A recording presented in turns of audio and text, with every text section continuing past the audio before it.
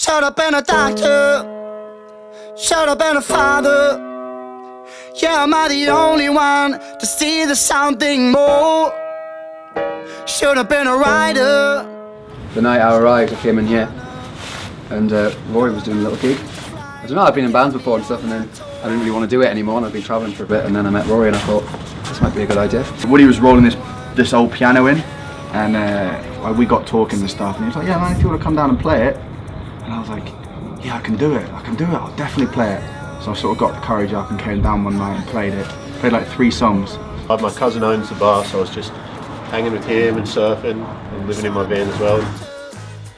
We met Rob through a mutual friend who was working here in the kitchen, and we rang you and lied to you basically. Yeah. Said we've got loads of gigs in the Alps before we got any gigs in the Alps. It's good because you'd go to the Alps, work hard for, 4 months, and then come back down here, take some time off before summer, and then we just basically started going in every Friday to write songs, and Every Friday on the dot. And we'd come here every Friday and try and write one song, or finish the song from the week before. It's a lot darker. It actually used to be pink. There were like pink walls, and I'm sure there were more mirrors than that. You're always a big fan of them. Nah. We basically wrote half of our debut record in here, and the other half in the beach house. Yeah, I mean something like that. I just thought, I think it could harmonise with what Rob's playing a bit more maybe. There was a lot of good times in it, but then I had 50 euros to my name at one point. And he used to get out his €50 note every once in a while and just look at it.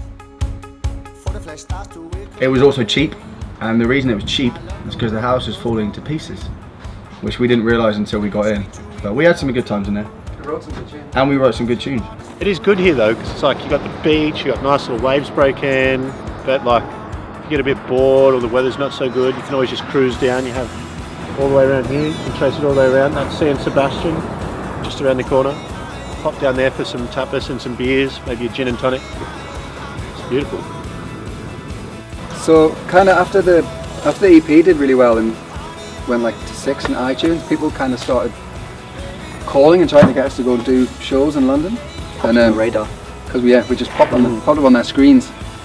But we didn't really want to, so we decided that what we thought we'd do is just put all the stuff in here.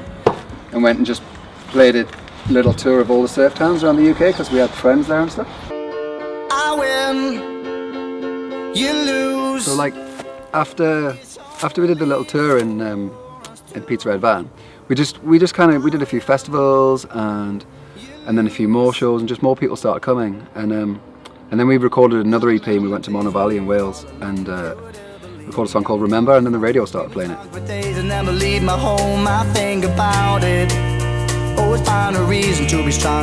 After we'd done that, we went to Nashville to Blackbird Studios and basically started working on this debut record. Recorded another 10 or something. We were working with a guy called Jakia King, producer, amazing producer, has done like, Tom Waits, Kings Leon, Norah Jones, stuff like that, real pedigree. That's the thing about this place, it kind of runs about the same speed as we do. Yeah, but with the lifestyle we live nowadays, like it is like last year it was so hectic. Any time off, Come back here. you come back here. You come back here and you just have a full reset. Downtime. So we did a tour with the guys from Imagine Dragons. That was pretty ridiculous. Imagine Dragons family. I don't think none of us were prepared for how awesome that was going to be. Playing to, what was the smallest one? The smallest one was 6, 7. No, it was 4,900 was the smallest one in Vienna. Yeah. And the biggest one was 16,500 in London. The album coming out 1st of April. We are just getting everything ready. So like the songs and making sure the set's tight. And there's a couple in particular that I'm keen to get out there. Lost Company that kind of really came together in the studio. That's because that's a serious subject matter, and it's very personal, and like the music just feels like a celebration the way we managed to capture it. Bring the Bright Lights is one which sort of really worked out well with Imagine Dragons, because you don't, when you go into an arena, you don't know how your songs are going to work in that kind of space. And Bring the Bright Lights is another new song that we wrote in Nashville, so we weren't actually planning originally to put it on the album. it just kind of, it feels big. It's like got big guitar riffs and sounds, and it's got like it's got a massive chorus. Just proper stoked. It's finally ready. Our new single, Somewhere Maybe, Jakir, the producer, he really liked it, and he just said, look, I don't think it's finished, but feel free to go and just try anything, like sort of experiment, and don't think down this sort of normal line of, you know, how you'd maybe normally do songs, and just kind of go off in your own little tangent or whatever. So come back, see like, you know, our friends, get in the water, have a skate, whatever, and it like, especially now with like all the time we spend on the road, to have a bit of time just to get away and sort of put your head down we're a lot, yeah.